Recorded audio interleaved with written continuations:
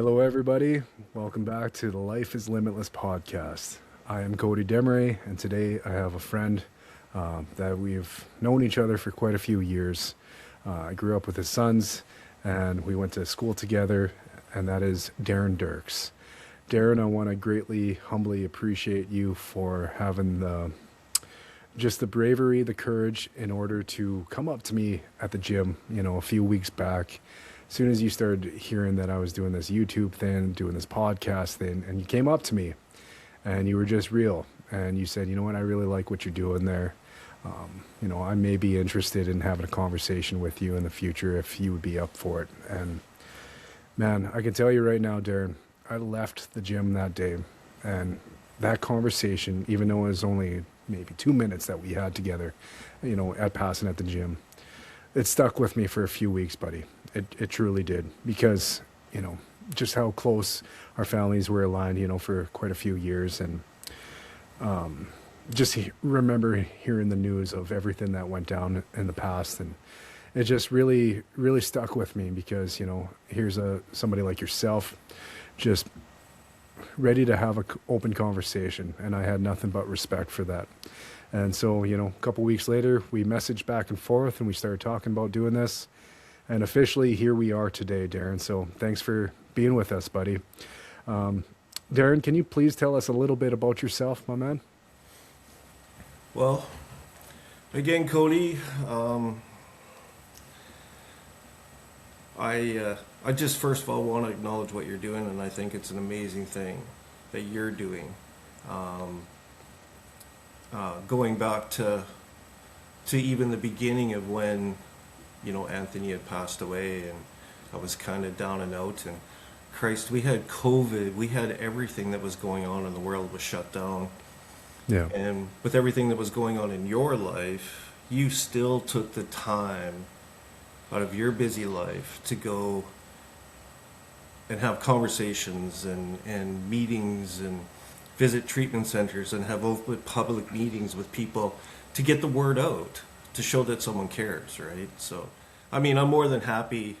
I was real excited to actually, when you called me back, I was like, oh man, he's gonna now weigh. Who wants to listen to this guy talk about all this crap? And again, I just want to thank you for giving me an opportunity, because I think it's going to be a great therapy for myself. And hopefully it helps other people that are out there. But my name is Darren Dirks. I'm 58 years old. I'm a father of 2 boys, one who would have been 30 years old this year. He passed away on August 2nd, 2021 of a drug overdose. And that's why Cody and I are having this conversation. I have another boy who's 25. He's my youngest one or whatever. Very proud of him. He's had to endure a lot through all of this. Fortunately, they both had the same mother, so we're not together right now. We've been separated probably for most of the kids' lives. And I think that's where a lot of this conversation comes into with Anthony and some of his addiction issues. It's not easy having a broken family and the world the way that it is. Myself, I had a carpet cleaning company for quite a few years. I kind of built it it was clean right carpet cleaning. I built it for the longevity that I would always have it and be able to hand it down to my kids later on. And Anthony was the chosen one at the time to actually look over it, and he was doing it for quite a few years until his addiction really got real bad with him. And then, unfortunately, I had taken a different route myself. I moved into corrections. I've been in corrections now with the provincial government for about 12 years. So understanding the world the way it changes and dealing with addictions and alcohol and just the crimes and seeing it not only from having to live it, part of it through my son before I actually got into corrections, and then getting inside and seeing the harm that's actually done, that people do to themselves repeatedly over and over. Mm-hmm. That it's kind of led us to where we are right now. And like I said, it's been 4.5 years. 4.5 years, just about 5 years coming up in August since Anthony's passed on, and like I said, and now I'm going through. I was with a beautiful woman that helped get me through this for 15 years, and actually in February, and we recently separated because people change. People change after. Not only does addictions affect a person's life, it affects everybody that's around them. Yep. And then on top of it, you know, Allison, who was my wife at the time or whatever when Anthony had passed away, who we recently separated, had to go through a lot to deal with not only me comforting me to get through the tragedy of what happened, but yet on top of it, she lived by herself almost for a year. Like she told me, like, there's a lot of struggles that go on, like when you lose a child. Not only did you have to deal with the whole entire addiction throughout the years and not sure if he was going to be coming home kind of thing, but then on top of it, after the passing, right? It changes everybody. Yeah. Your emotions, it changes everything. So, I mean, that's where I'm at right now.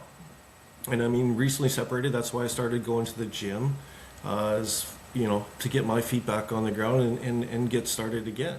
So that's basically me in a nutshell, man. I'm a father, 2 boys, one's passed on, corrections officer now. And like I said, when I had first talked to you at the gym and Anthony had passed away and you were going to these treatment centers and going out and talking to people, and that's what I said to you. I was very proud of you for going out and doing that, knowing what what some of your background is or whatever too, and you've came a long way for yourself. So, Well, I appreciate that, brother, and I appreciate your honesty. One thing I want to touch base on is I'm very glad that, you also had a path to choose as of recently when you're going through the things that you're going through, maybe separation, still some grief, of course, there'll always be some grief, but, you chose to handle it as best as you possibly could and starting to go to the gym, I think going to the gym every single day is like a piece of therapy. It is for me anyway, because I'm the kind of guy. Yeah, I'm the kind of guy to go eat a cheeseburger right after. Remind me too. I like my cheeseburgers too. I mean, Yeah. I'm not going to say I don't do that, but you're right. Yeah. I mean, everybody's got their own addictions, right? Yep. I Yeah. mean, right? And like I said, when Anthony passed away, he passed away of an addiction. Yeah. Right. So it was easy to tip a bottle that night and get to the Yeah. bottom of the glass. I mean, that was easy, but I also had to remember I couldn't fall into that addiction that took him. Yeah. So going to the gym right now is like a new addiction. It's more of a, and you know that too yourself. Yeah. It's a great high to go there because you know you're doing something for your mental health, your physical health, and just your overall persona of how you feel. It's great. Oh yeah, I couldn't agree with you more. As we were just chatting before, we started hitting the record button. I struggle a great deal with my ADHD, and the difference is game changer when I go to the gym, to start my day, whether or not I can operate properly with my brain up here. But I'm still an addict through and through. So, you chatted about me going to different treatment centers, having different talks. I'll be honest, that's one of my addictions now. So it's to the point It's where a good addiction. it's a good addiction for sure. But it's at a point where now if I go a couple weeks without, I actually start feeling lost. As if, which is kind of weird for me, but I know that about myself. And which is, we can choose the addictions, hopefully that are better for us and other people, or, sometimes we can fall into different places where it might not be good for us and other people as well. Like you kind of mentioned, it's a ripple effect. When you know somebody who's going through a tough time, it's not just that one person, it's a ripple effect, and it goes through different branches of friends and family and things of that matter. 100%. Now, may I ask you, Darren, when do you know that Anthony started using substances? Well, I mean, I think it all starts off in the same when you're younger, and marijuana was basically, I think it was before it was actually legal, to be quite honest with you. I mean, I'm not going to shy away from the fact that I was a high school kid, junior high kid, and it was a long time ago, and how things have actually changed throughout there, just the whole composition, I guess, is the wording of the marijuana back in the day, like 70s, 80s, when I was growing up or whatever. It was just a simple plant. You know, now the structure and science, and it's changed it all over. So I think he was probably, I don't know, probably junior high, probably grade 7, grade 8. I mean, most of the time I would think it would be around there. Him and his friends probably grab a couple joints and smoke them up and played video games, or, you know, whatever, you know, I don't think it's changed as so much as from when I grew up to the era right now. So Yeah. Well, you know, the one thing that I do know has changed is that it's not necessarily just the plant anymore. I know there's a lot of times things can be laced or tied into it. You But it's know, no different than when I was younger too, like, honestly, because there was like stories back when I was in high school that people would lace it with, you know, like LSD. Oh, okay. Yeah, I mean, there was all kinds of stuff that I never did try a lot of that stuff or whatever. I was mainly into the marijuana, and I did Yep. mushrooms a few times. I had friends that did LSD. Cocaine wasn't even really big back in that day, in my era. Like, it wasn't even really talked about until probably more of 83, 84 is when it became a little bit more knowledgeable. So Well, you know, I had a conversation with a lovely parent about a year ago, actually, when she kind of knew I was going to different schools and stuff and doing these conversations. And one of the things that she wanted me to kind of start introducing to different schools, part of my presentations, if I could, is that there is, you know, some danger, of course, to having and smoking weed as well, too. She mentioned to me that her son actually got his hands on some weed that might have been laced with something, and since then and after that, he unfortunately was having like schizophrenia breaks kind of thing. And they found out that, you know, there is quite a bit of folks who are putting different kind of things in weed, unfortunately. And Yeah. it's definitely not just weed itself. You know, I didn't know too much back in the day that was also a thing, but yeah. I've definitely heard from different police officers and different parents that, yeah, that's becoming quite common as well, too. Well, and I mean, and that's just that's the head of the beast that wants the dollar, right? They want that. They want you to be hooked on that. They want you to give that. They want you to find that high, and by finding that high that might be right for you is a thing that keeps you coming back to do it. You know, Yeah. what I mean, to keep on buying it, to keep on doing it, or whatever.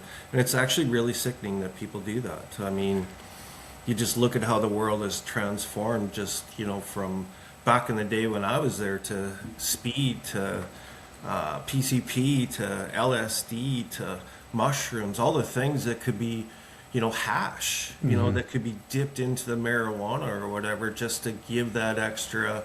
And now we've got, Christ, I can't even name them all off. There's so many different, like fentanyl is probably like, and there's things that are stronger than fentanyl. They're constantly creating, this monster is creating more and more Yeah. that are killing people. It's just for that high. Yeah. Which is very unfortunate because somebody, you know, everyone has their own different realms of why they try something or do something. You know, if it's whether it's a Saturday night they're going out and it's the first time they try something, and that could be the night where unfortunately they, you know, The world might not- changes forever. their world changes forever, and Yeah. that's a very scary, realistic part of it all. And you know, like when I was actually in the corrections myself, when I was about 18, 19, after the car crash that me and my buddy Regan had, of course, you know about. Yeah. One of the most surprising aspects that I came to realize while I was in corrections at that time, for a short time, was that almost 9 guys out of 10 that I talked to inside the walls there were there for something that they did either drunk or that they did high. Oh, for It blew sure. my mind, Yeah. actually, how many people did something that were under the influence that then, of course, landed them in behind the walls. Now, I'm not saying there wasn't guys in there that didn't do that. Of course, there's people in there that do stuff when they're not out of their, control. But it blew my mind how many people would just come up to me and tell me stories of the things that they did, whether they're drunk or whether they're high for a couple days. And, quite frankly, I was one of them. I was somebody who did something while I was intoxicated that landed me in that place as well, too. And it just makes, sorry? Sorry, no, I didn't mean to cut you off, and That's okay. It's kind of what we call an iceberg theory, right? There's always underlying issues Yeah. that deal with the circumstances, and all it takes is something just to make that, whether it's the drugs or the alcohol or whatever it is. There's parts that we don't see, but that little part can get activated through whatever the drugs or alcohol. Yeah. And, I'm not as familiar, of course, by looking at that kind of perspective anymore in my life of the iceberg effect of seeing like the underlying issues. I always know that somebody who's going down a path has something in them that they're either trying to cope or they're trying to connect with lots of times. And I always think of an iceberg as, the success at the very top of the peak, but then all the struggles on the bottom, of course, all the late nights, the long hours. Yeah. And it goes the same way, at the peak of your conception of whatever's landed you in those kind of situations, of course, is at the peak. And then everything that's happened after, childhood trauma, abuse, whatever it is, right? Yeah. And all underlying issues. all underlying issues for sure. And when you start to realize other people are coming from a different perspective, it you don't want to necessarily give your heart to them, but I definitely understand where some people might have made a few decisions that landed them in that direction. Yeah. Just from one experience, I remember chatting with a young person who was maybe 23 at that time. I was 19 in the corrections. And he told me the longest time he has been out and free in the real world, not institutionalized since he was 14, I think it was something around 6 months from being 23 all the way down to 14. And it just blew my mind because I'm 19 at the time, just getting out of high school myself. And I'm starting to realize this is some people's lives sometimes, right? And they're there all the time. Yeah, and he told me that time that everyone in his family are associated or affiliated with different gangs and stuff, and it broke my heart for the young man because 23, that's a lot of life to still go ahead moving forward. But since we're on the issue of that or whatever, you Yeah. take a look at, you go back not only like we talk about the iceberg theory, but you take it back and you look at. I guess what's the ethnicity or the of who you're talking to and the overwhelming circumstances that have led them to be to that state of a gang where Yeah. they didn't have that family to be there for them, or their families also had their own addictions to deal Yeah. with their mom, dad, grandma, grandpas, that they needed that gang yeah, to feel like they needed to be loved, and that's where society has taken us more and more. It was there, but it's not as bad now, or it's not as bad then as it is now, is because so much of the trauma that was caused from before that they didn't have, now all of a sudden they need that collective aspect of being part of a gang to feel wanted and needed, right? Well, one of the things that I've learned, just going through my own kind of patterns of life, seeing other people's patterns of life, is that human beings are tribal. We're 110% tribal. Yeah. And that's can be sourced back to like cavemen days when we had to be in a tribe together. We had to hunt, we had to gather, we had to find shelter. Fire. And fire. Yeah, we had to build fire together. Right? And that's, it stems from thousands of years ago. And unfortunately, when people don't necessarily have those tribes built in their family circumstances, sometimes, the gangs look more appealing to them, and different things of that matter. And it's unfortunate because, some folks know that and use that to their advantage. Yeah, and I mean, you take a look at society the way it is and how expensive it is also for them to be out there. I mean, it's the gangs are affiliated through when they're, whether they're in small towns or they're reserves or, they've got nothing, there's no work, there's no nothing, no family support, and these drugs, it's easy to make money. They find it's easy to make money.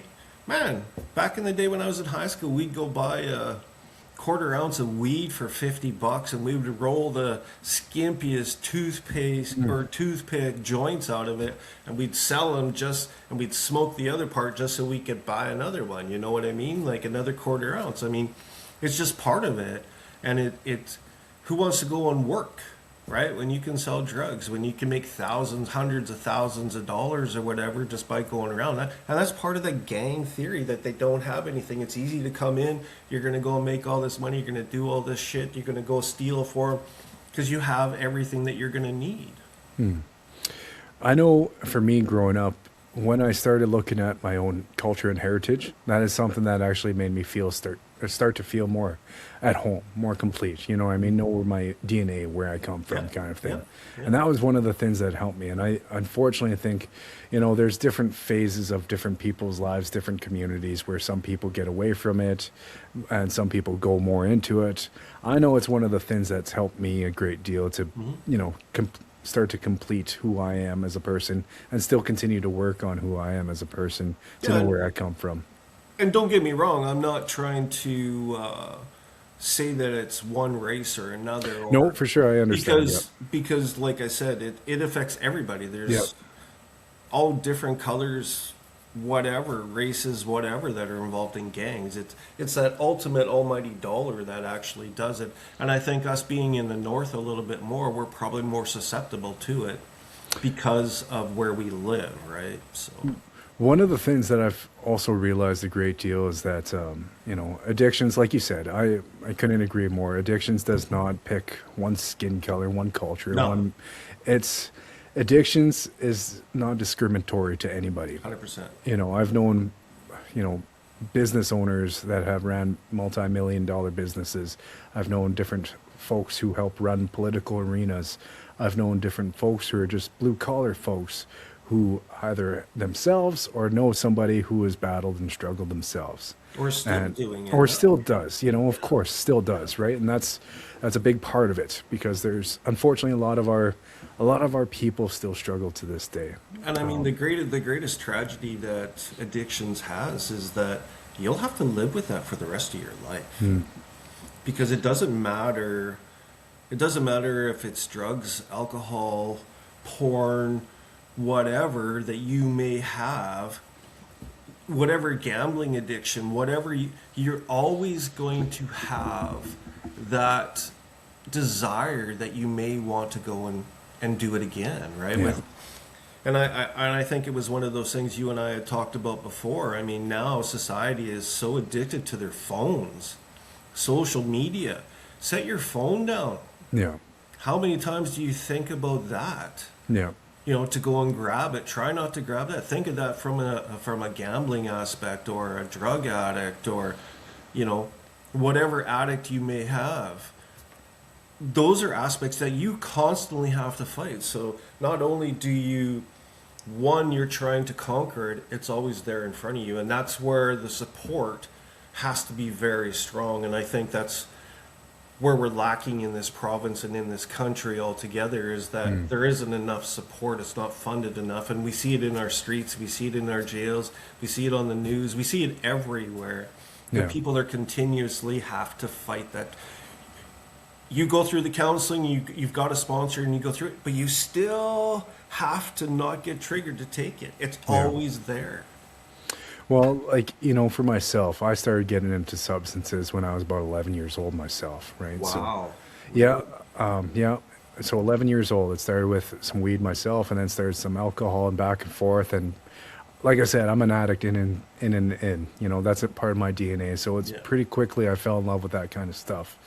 And so learning that kind of stuff when I was so young, anytime, you know, maybe a relationship didn't go so well in my way, anytime, you know, I didn't get along with my own mother, anytime I didn't get along with a friend, anytime I didn't, you know, maybe see my father, or whatever it was. Yeah.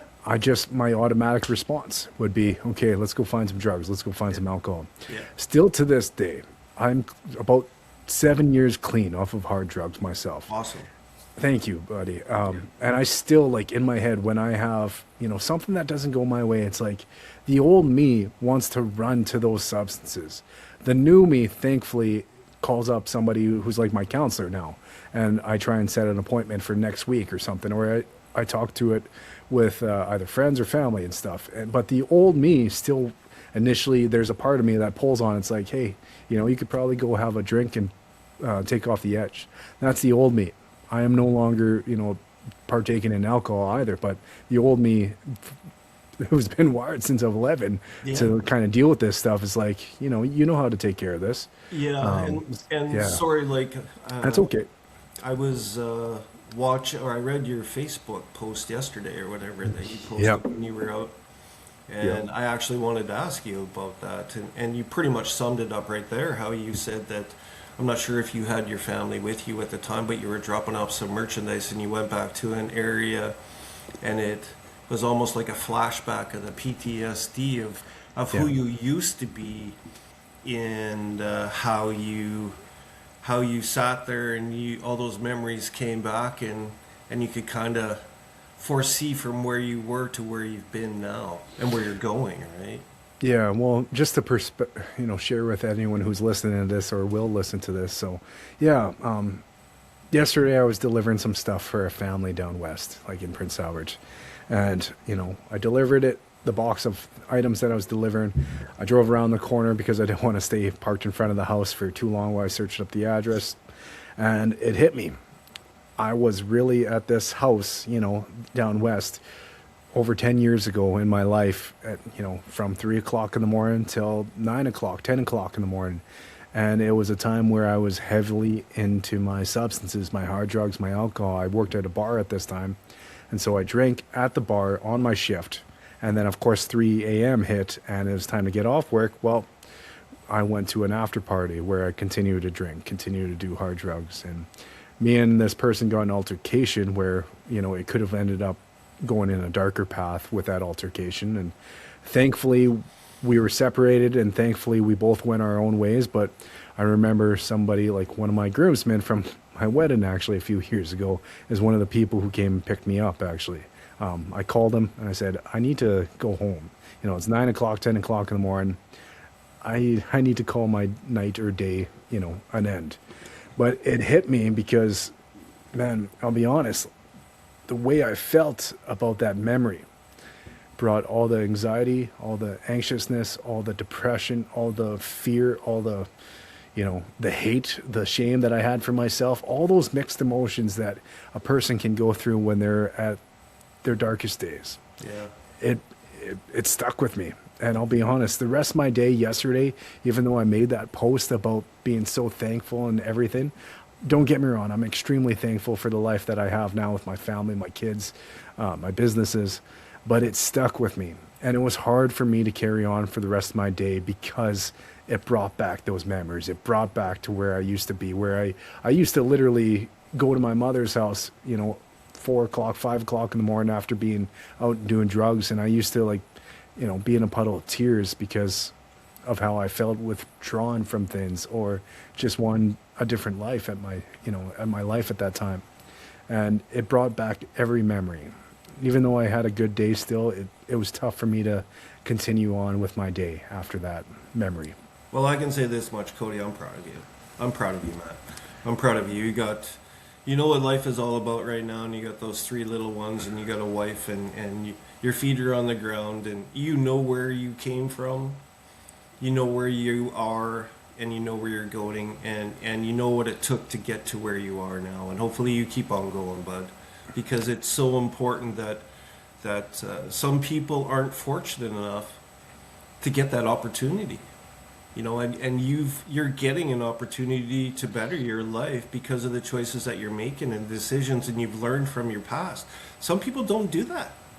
Some people don't get those opportunities. So good for you, Cody. I'm proud of you. It's awesome. I appreciate that, brother. A great deal. Thank you, Darren. So can I ask, part of the questions that I wanted to ask you, did Anthony ever get treatment for some of the things that he kind of followed his path with? Well, and before we actually hit the air, you had asked me that question. Yeah. And I also told you that I didn't want questions to know the questions beforehand because Yeah. I didn't want anything to be kind of script, and and when I kind of talked to some people that know me about that I was coming on, they're like, "Oh man, probably should, because you get such a kerfuffle sometimes that you won't be able to say your words." But I'll be honest with you, that I know there was probably an era of Anthony's time where he wasn't. His mom and I were separated. She lived in Prince Albert, and when he was really doing probably a lot of the. I don't think he was like doing like the hard stuff, if you know what I mean. I don't honestly know Cody, because I literally didn't even talk to him. We didn't even talk to each other for about a year, probably even longer. And I mean, it wasn't until the point where one of his friends came forward and told me that that Anthony had went to Edmonton to go buy a large amount of cocaine from somebody, and ended up getting a gun shoved in his mouth and robbed.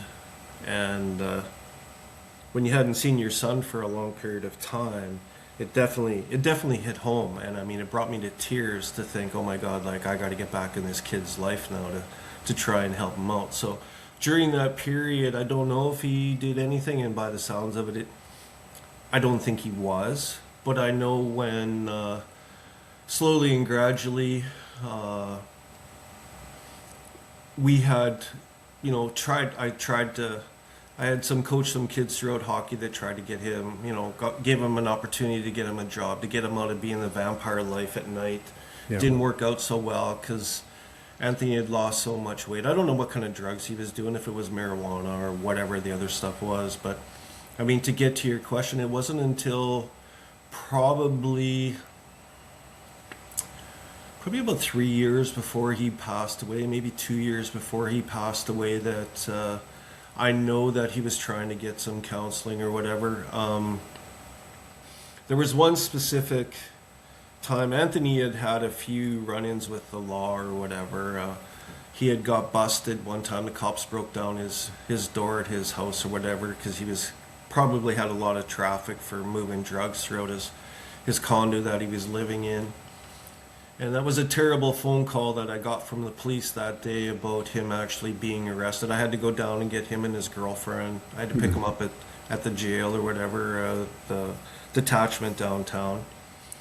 Not a great thing as a parent. It's kind of embarrassing, but probably more embarrassing for him than it was for me. I didn't say much about it or whatever. And that was kind of the path where he's started to, I think, probably get worse and worse.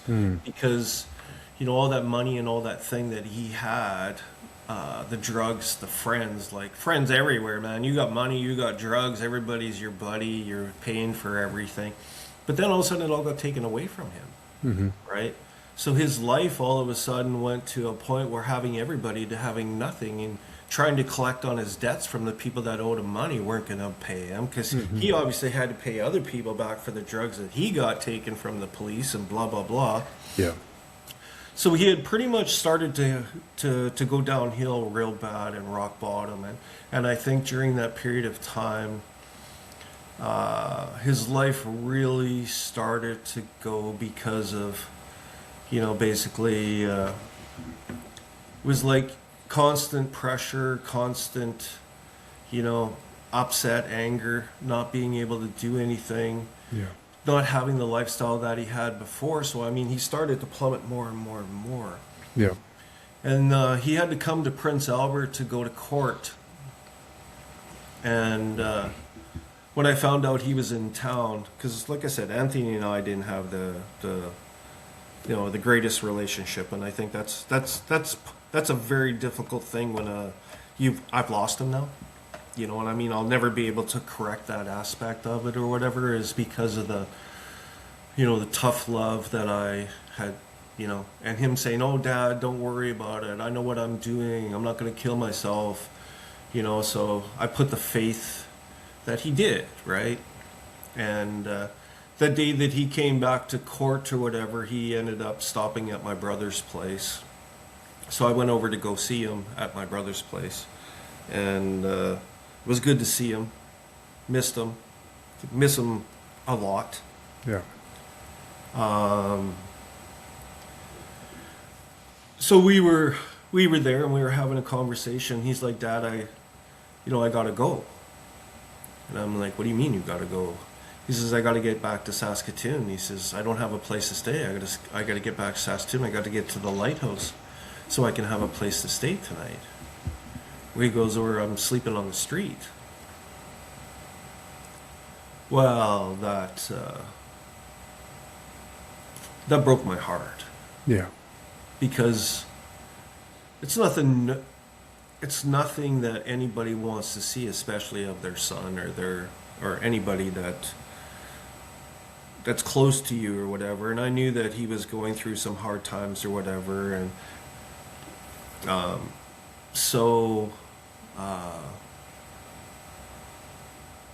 with the times when Anthony had been back in town or whatever,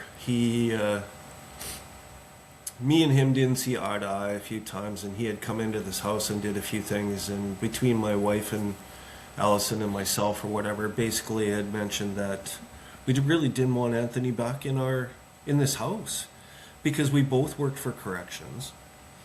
We didn't want to lose our jobs with the idea the police were going to come and bust our house with, maybe there's drugs in the house or cash in the house or whatever was going on. So we just basically didn't want him in the house anymore. So that day that I found out that he didn't have a place to stay, he stayed with my brother that night or whatever. And I came home and I talked to Allison, and she was 100% supportive that, we can't let this kid go live on the street or whatever. So, and again, I told you, like, sometimes I get long-winded on these stories, but That's okay, buddy. I have the time. in the end, when it came down to it, and I guess getting to the therapy aspect of it, is that when he came in this house, part of the agreement is that he had to go to NA, and that he had to get some sort. If he was coming back and he was going to live under our roof, that he was going to have to follow the fucking rules. He was going to have to clean up his act. He was going to have to get counseling, whatever counseling it needed to be.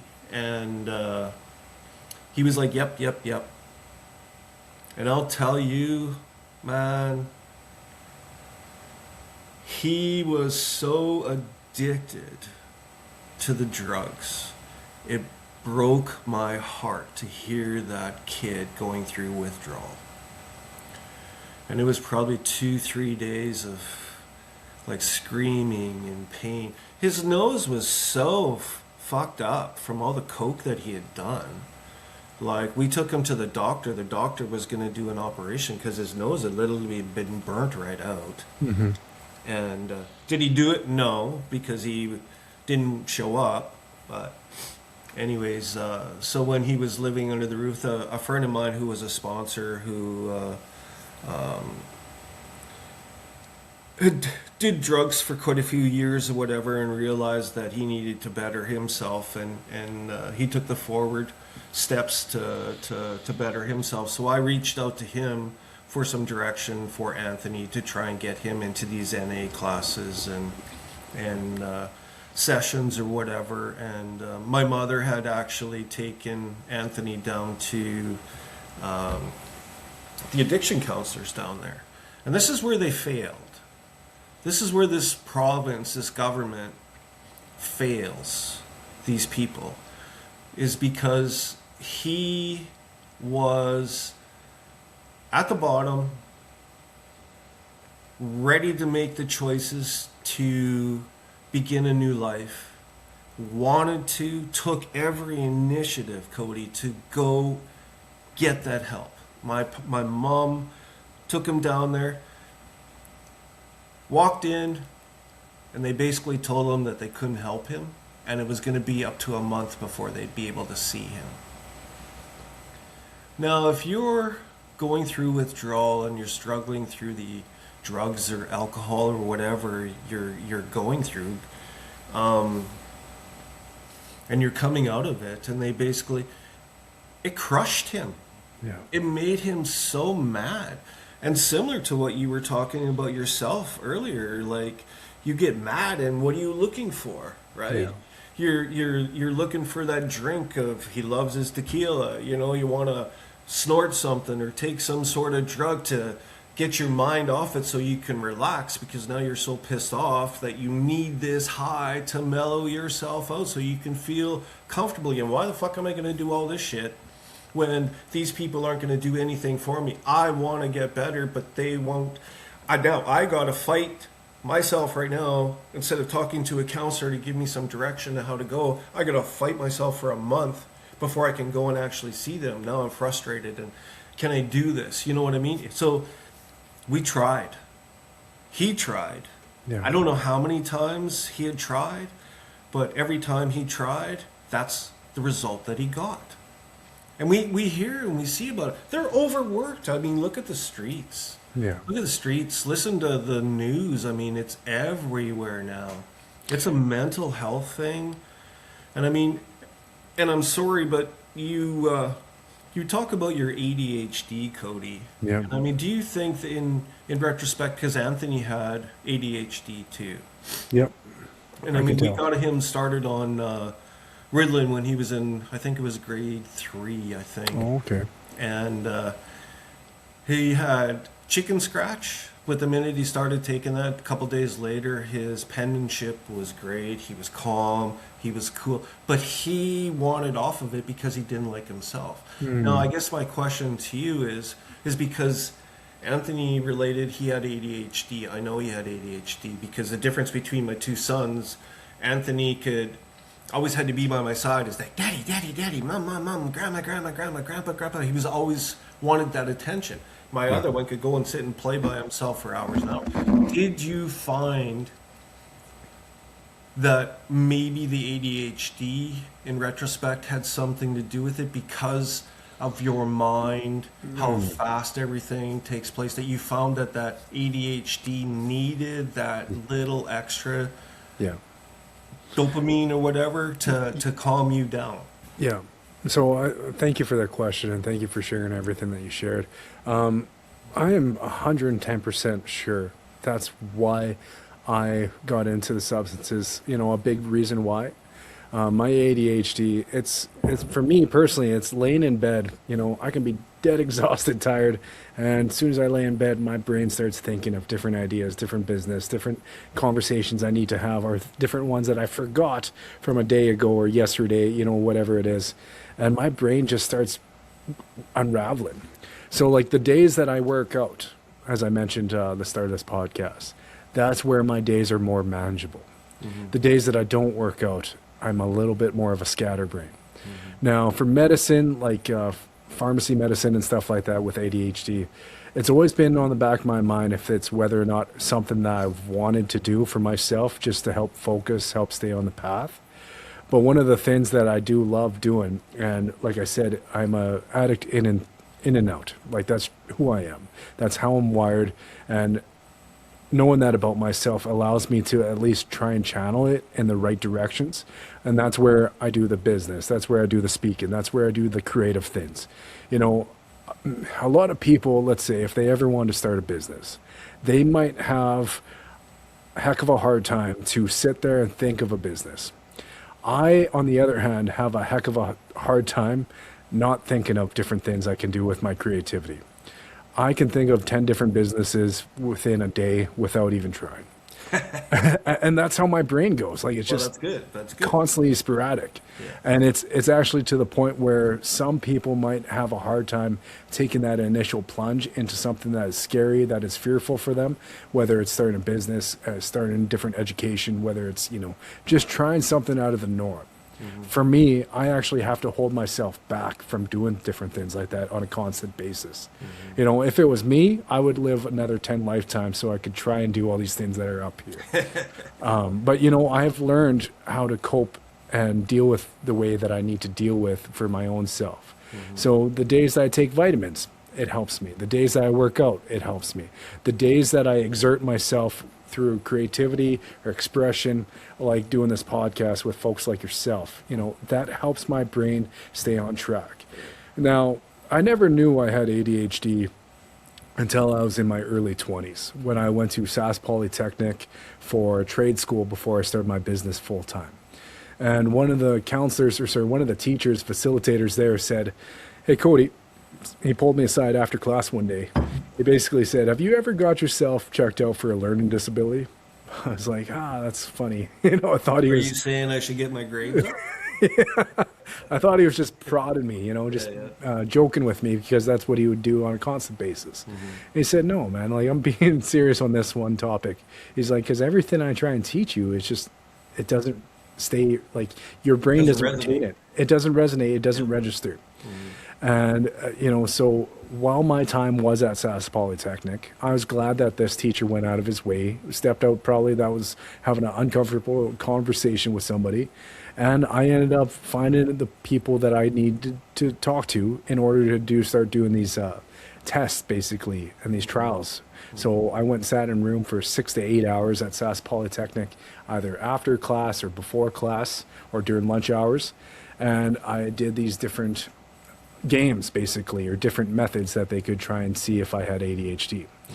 And when I got this piece of paper after these hours, it said, "Cody, you have severe to high ADHD. It makes a person very impulsive. It can make a person very high and low with their emotions and their feelings. It can make a person take criticism tough, sometimes. And all these things that it is shared on this paper." Now, I went home to my basement suite that day after receiving these papers, and I cried in my basement suite because I was like, "Oh, I'm flawed. I'm screwed up." You found out that your hamster was basically a road runner. And, this sheet basically of, I think it was like 4 pages long.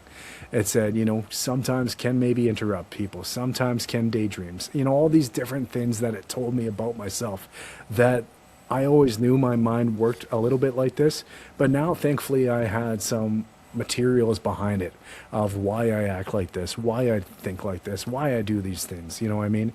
And a big list of, some of my impulsive decisions. I'll be honest, I have to own the credit that a lot of the times it was my decisions, but a lot of times it was maybe my ADHD making me impulsive and act out.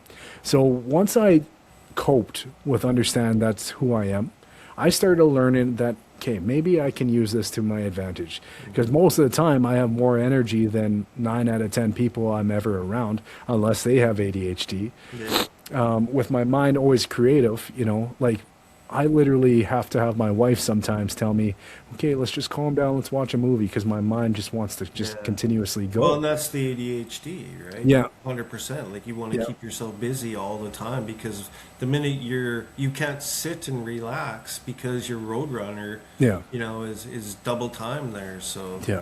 no, that's good for you, Cody. It's good for Yeah. you because that was one of the questions when you brought that up when we were talking about it earlier. It was like, I think, in retrospect, looking back to, even with Anthony or whatever, at such a young age with him having ADHD Yeah. and just the accessibility that people have to the drugs now. I mean, we tried to get some help. We went through it all. The principals at the school had recommended this, and it was doing good for him. But he didn't like who he was on it, right? Like he found himself like trapped in his own head. He said because it seemed like he was full of this energy all the time. Was busy, busy, busy, and then all of a sudden it just slowed right down, and like it was amazing his penmanship. Like Yeah. you could read it, and just his attention. He would sit and he could do something, and it wasn't all over the place. But his mother at the time, his mom, Yeah. basically, agreed with him that, if he's not happy on it, we don't want to lose him at a young age because he doesn't like who he is, right? Yeah. And it's funny that you say with all these creative aspects because Anthony was a dreamer. Yeah. Anthony was a schemer.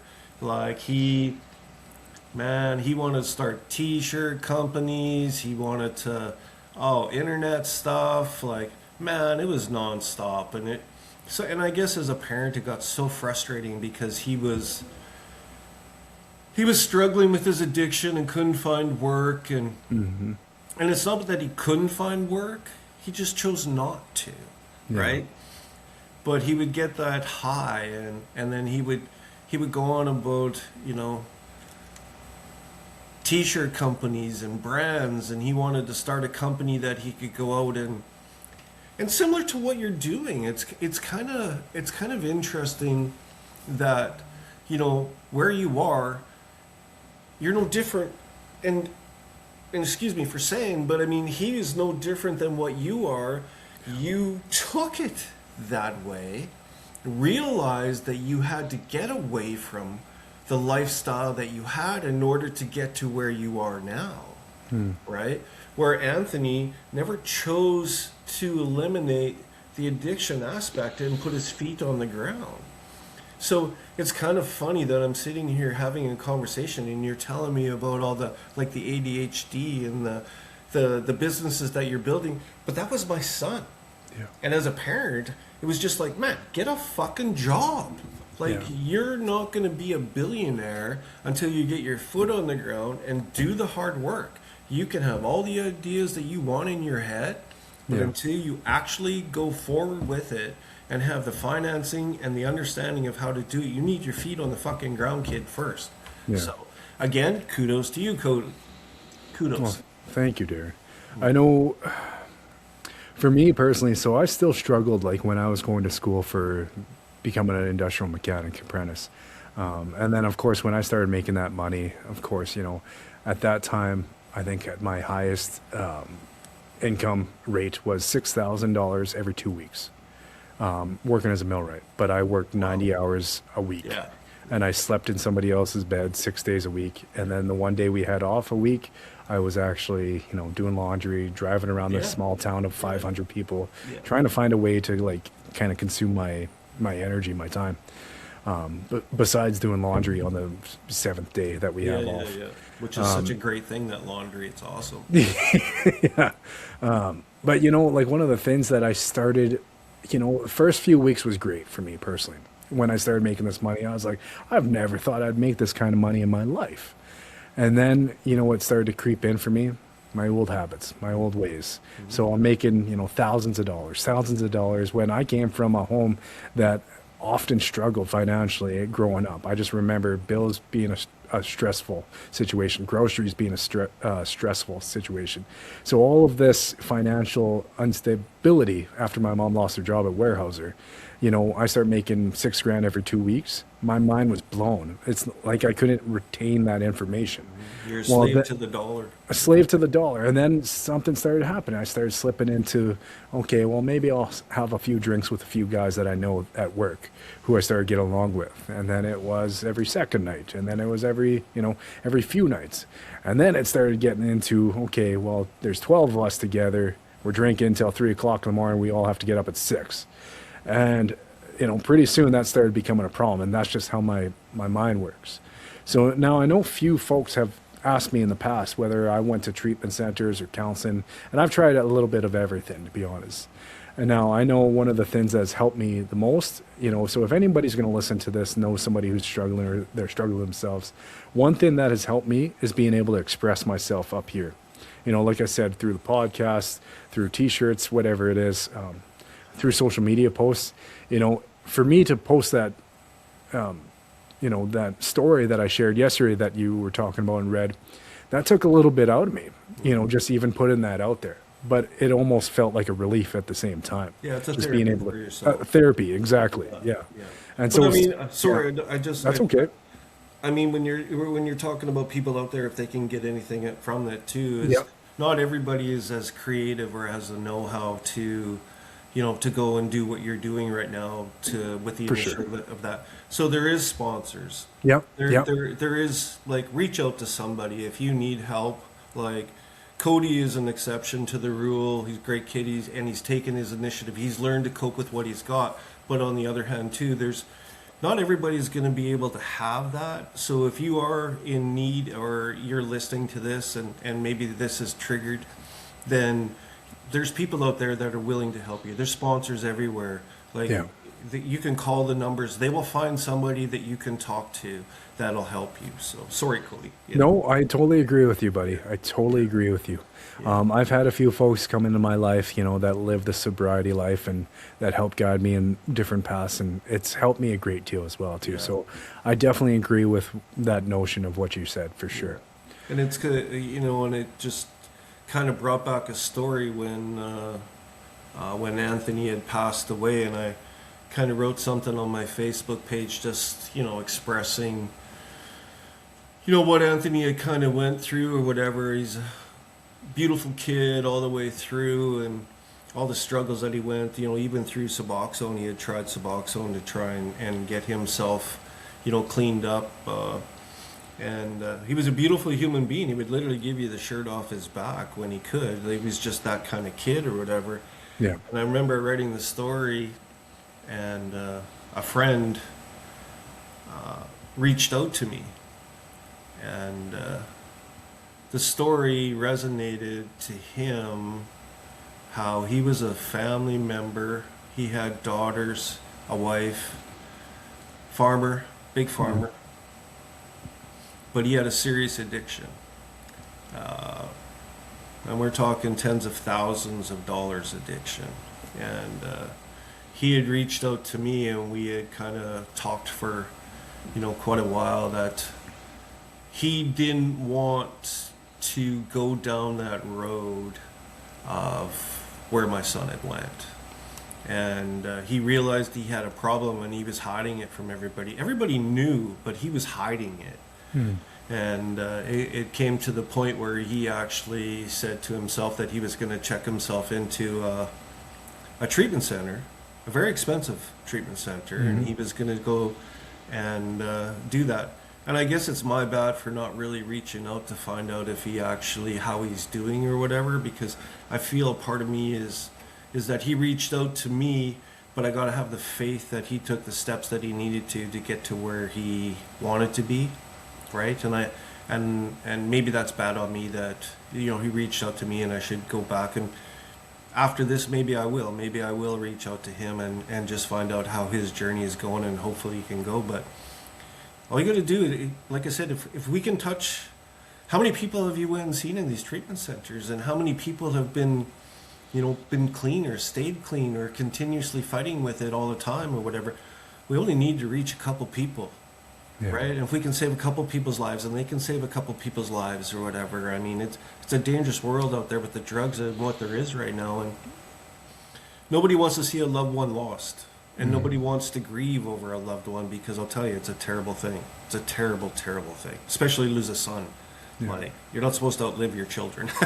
So, well, I appreciate you for sharing all of that for sure. And I think you shouldn't be too hard on yourself for not checking in with them.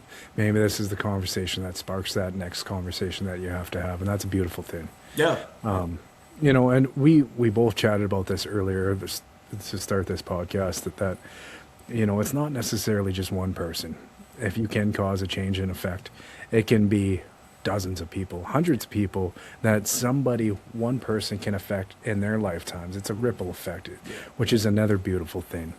So like I go to treatment centers, I've spoken for communities, high schools, elementaries, organizations and companies. And, when I first started doing these public speaking engagements, it was with my buddy Regan. I would share my part of the story. He would share his part of the story. And it's something I kind of fell in love with, man. Honestly, I fell in love with it. You know what? I honestly remember that, because Regan was telling me about that. I think, I could be wrong, but I think Regan was kind of working on my house around that time when you guys started doing that, if I remember correctly. Very well could have been, yeah. So like how it all started is actually the folks approached Regan's family, who were a part of this program, and they asked Regan and his family if he wanted to kind of start sharing his, lived experiences through the car crash that we're involved in. And because they were always super kind with me and always still connected with me, thankfully enough, one of the blessings that I'm always thankful for in this life is that they actually asked if I want to be a part of it as well with Regan. And I was like, I don't know about that, but I said yes. And it was some of the best healing I've ever done in my life, driving 2 hours, 3 hours, wherever the schools it was with Regan. Me and him just, got to reconnect as old friends, which we have always been, talking about different jokes or different things about the presentations. And of course, to be standing side by side together to do those presentations, it meant the world. Now, if somebody asked me to do these presentations in the first place, if it was just me, I don't know if I said yes or if I would have said yes. It's probably one of the things that's helped me the most to this in my life is being able to step in front of people and do these presentations, because I've taken a lot of the stuff that I've lived in my head and I've tried to share it with other people in order to try and maybe make a difference in their lives. Right. And in return, it only started as doing as maybe $75 an engagement, which that's all great and everything, but I was taking, a day off work, half a day off work, and that's kind of tough.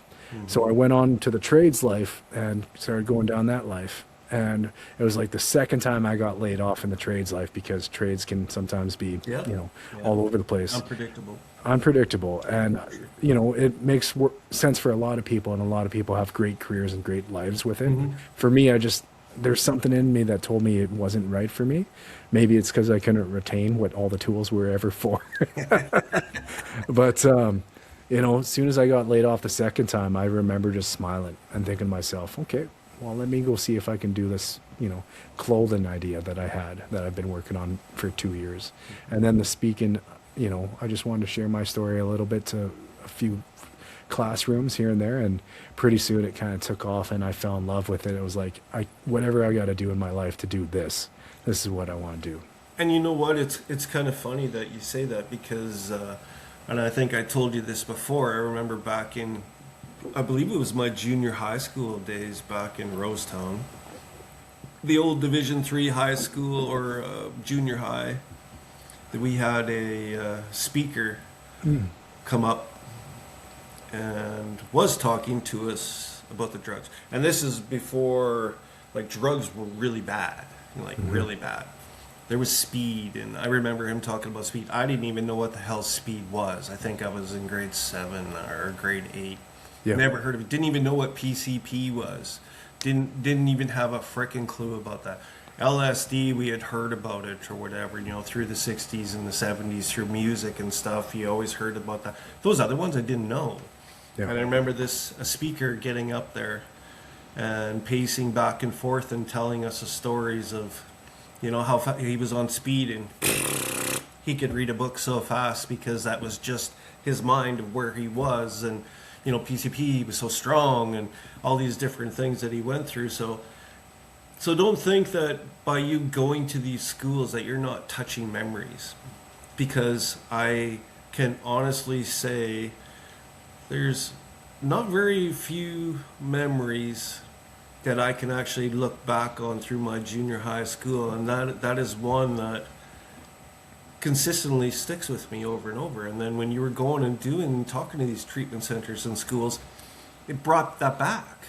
Yeah. So I mean, it's obviously going to touch somebody or affect somebody's life somehow, that it'll resonate with them and stay with them for the rest of their lives. So good on you. Well, I appreciate that, Darren. Like, don't get me wrong. I don't necessarily do it for free anymore, of course. Yeah. This is how I take care of my family. Yeah, I do for it as sure. I'm literally a part of a professional speakers association in Canada now. But like, the truth is, man, I've been asked to run in politics. I've been asked to run in commercial banking worlds. I've been asked to be, a part of and different things that, has to do with the Métis world and all sorts of, ins and outs of different professions. And I've said no thank you to every single one of them, because, man, at the end of the day, this is what I personally love. This is what I honestly am still addicted to. And this is where I have the most severe, like, want and pull in my life. Yeah, for sure. Besides man. being with my family.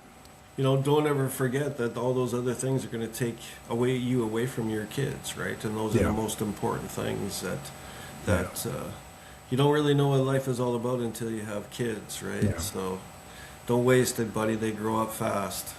Yeah, I'll always remember you saying that. It's something I try definitely to do as much as possible, to be there. I just know where I grew up myself. It's something that I told myself, if I ever have kids, when I have kids, it's something that I planned on doing. So thank you, Darren. One thing that I want to kind of definitely ask you a couple more questions here before we kind of maybe start thinking about wrapping up here, because I think we had a great conversation together. And once again, I commend you for just being so real, being open, being vulnerable. I 110% understand this. For you to be in your shoes, it definitely most likely wasn't easy, but I think it was extremely powerful, not only for yourself in a healing journey, not to try and put thoughts in your own head, but I think for whoever's going to be able to get a chance to listen to this episode, whether it's 5 people, whether it's 1,000 people. Honestly, we have no idea where this is going to go, and I believe wherever it's meant to go, it's going to go. Yeah. But a couple more parts I want to chat with you about is what is some advice you would like to give someone who may be struggling with substances themselves? And just to touch base, you don't have to have all the answers. I don't have all the answers. No, Nobody does, but I'm not even going to begin to state that I do, because for sure, you know what? yep. First and foremost, I don't have all the answers Fair enough. Yep. for stuff like that, because everybody's addiction is differently, Yeah. right? And I mean, I can only go on, my persona as a parent dealing with a child who is an addict. Yeah. And I guess, we kind of touched base with it before or whatever. If you want help, there's help. Yeah. Don't be afraid. Like, I think there was times where Anthony, I don't know if he felt like he was embarrassed that he wanted to come in, or that he was willing to take that step to move forward, or if he wanted to move forward, or if he was too afraid, or you know what I mean? But when it got to the point where, we gave him the ultimatum to stay under this house and these were part of the conditions, he wanted to do it. Yeah. And it's inside everybody. Yep. I mean, don't think that you can't beat this. Don't Yeah. think that you're always going to be addicted to them, because you can fight that. Most importantly, and I mean, if there's a will, there's a way. Yeah. And we have to find that within ourselves. And some people can't do that by themselves. And some people are fortunate enough that they have friends or family that they're able to reach out to. But like I said, you can make a phone call. You can pick up a phone and call the AA. They could have a sponsor for you, or NA. They could do it. Or maybe there's an emergency counselor somewhere. Go talk to a priest somewhere, or, whatever. Reach out to somebody, because whatever you're missing in your life that is leading you down that path of that addiction, there is an answer for it. And you have to first accept the idea that you're an addict, Yeah. and that you want to change, Yeah. and that you need to change, and there's going to be people there to help you. And I mean, but you have to accept it. It's not just, someone's not going to cure it for you. You have to cure it. Yeah. But there's people that love you, there's people that care about you, and there's people that want you to be better. And I mean, we can't love you if you're gone. We can't hold you if you're gone. We can't talk to you if you're gone anymore. Yeah. And tough love doesn't work. I mean, honestly, you put faith in the fact that you're never going to lose that child or that person, or you're never, like, I've got to be this way. You can get through this. I'm not going to talk to you till you do this. But the drugs and the addiction don't give a shit. Yeah. And they will take you. They will tear your family apart. They will tear your friends apart. They will tear your world apart. They will tear everything that you come in contact with. They will destroy it. Whatever, alcohol, drugs, whatever it may be, it will destroy you and everything that you love, that loves you. It will destroy you. Do not be afraid to reach out, because someone somewhere loves you, wants you to get better. We want you to stay. We want you to be loved. We know you need it. We want you to be there. We need you to be part of our lives, because if that addiction takes you like it took my son, all I have is memories. I don't hear their voice. I don't get the phone calls. I don't get the hugs. I don't get to see him get married. I don't get to see him have children. He doesn't get to see me. We don't get to grow old together. We don't create any new memories. Yeah. Addictions, you have to fight it. I mean, there's people that are willing to help, and that's all I can say, because for the last 4.5 years I've been grieving because an addiction took my son. Yeah. It's cost me everything. I've lost everything. My son's lost everything. His grandparents have lost, his uncles, his aunts, his cousins. We've all felt it. We all grieve. We all hurt. And I mean, for myself personally, it's a piece of you that's gone. Yeah. It'll never come back. And all you can do is just reach out. Yeah. Someone there. Because nobody should have to feel this way because you needed that addiction. You needed that drug, or you needed that. You can do better. You can do better. Nobody wants to feel this way because you're selfish enough. We want you back. We're more selfish than you are. Give it up. We want you to be alive. We want you to be strong. We want you to get your feet on the ground. We want you to be in the world. We want you to be creative. We want to watch you grow up. So many people I've heard that have changed their lives around because of it, or whatever, that, some people are very fortunate, like yourself, that we're able to get through it. Not everybody dies. We hear the numbers of the people that die. And I hate fentanyl. People could hate Trump all they want, man. I love what he's doing down in Mexico. Blow the motherfuckers up. Like, that fentanyl is absolutely, I hate it. I hate it. That took my son's life. Like, people don't realize that, the drugs are getting stronger and stronger, and all it takes is one that you don't know, a wrong mixture. You could touch it with your finger. I heard 2 or 3 times Anthony had touched it with his finger, the fentanyl, and they had to Narcan him, and an ambulance had to can him. Like, 2 or 3 times he was probably dead before he died. Wow. It's not worth dying for. It's not worth putting your family for all this trouble. It destroys not only your life, it destroys other people's lives around you. So stop being so fucking selfish.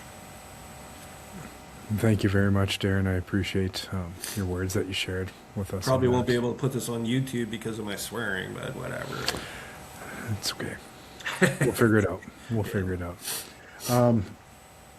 One more last question I would like to ask you, Darren.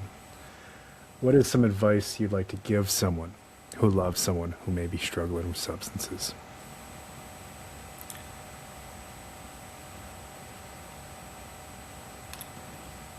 That one's hard. Yep. And I mean, everybody deals with things differently or whatever. And I mean, my philosophy was tough love. And I've been told by people that I was too hard on him, and that I was too strong on him, and that, I put too much pressure on him. And I mean, like, again, I never thought I would lose him, right? So I guess for myself, I probably have to be more caring, more patient, spend more time, not criticize, not, banter, bash, be there more to help rather than to criticize or belittle or berate. Because, I mean, in aspect from his mother and I never had a very good separation. So they got both the kids got caught in between it or whatever. And I think Anthony, being the oldest one, got to feel it a lot harder. And he was the firstborn, and I probably took it out more on him because he's the oldest boy, right? Like, he's got to be the tough one. It's always the oldest one that probably gets, there's no handbook on raising kids, right? So, Amen.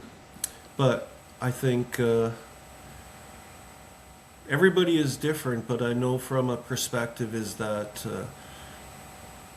you have to take the time, energy, patience, knowledge, understanding to realize that if you do not do what you can to help that with all the love in the world, that it can literally be taken away from you. And that is harder to live with than the time that you're going to put in to help that person get better. Because, man, being without sucks. And then maybe if I'd have stopped being a hard ass and probably spend more time, patience, and giving the nurturing that I wouldn't be here having that conversation with you, feeling that emptiness that has basically destroyed my life because of the grieving and the emotions that people go through. I mean, my wife left me because I was grieving for so long that she was trapped and she didn't know who I was. She was basically alone. And I mean, and then I'm starting to get better, and then I'm changing, and she's not used to it, and then my whole life changes. Like, my son passed away, and my dad passed away. I had a stroke. I'm going through a divorce. I was angry all the time. But if I maybe would have spent more time trying to help Anthony, I wouldn't be here.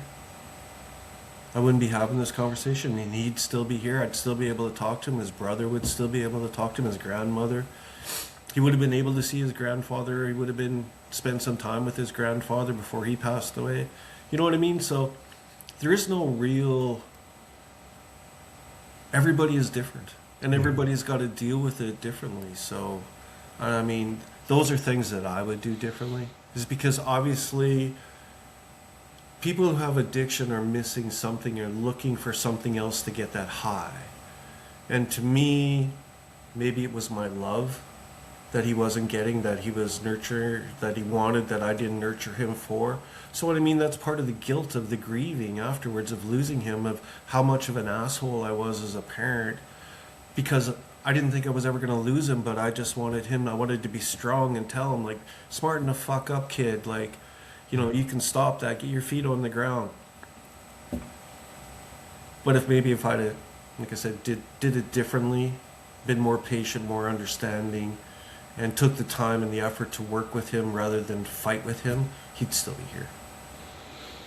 Well, Darren, I have to chime in, most definitely. One of the very important things that you said, part of that, you know, just message, is that parenting doesn't come with a handbook.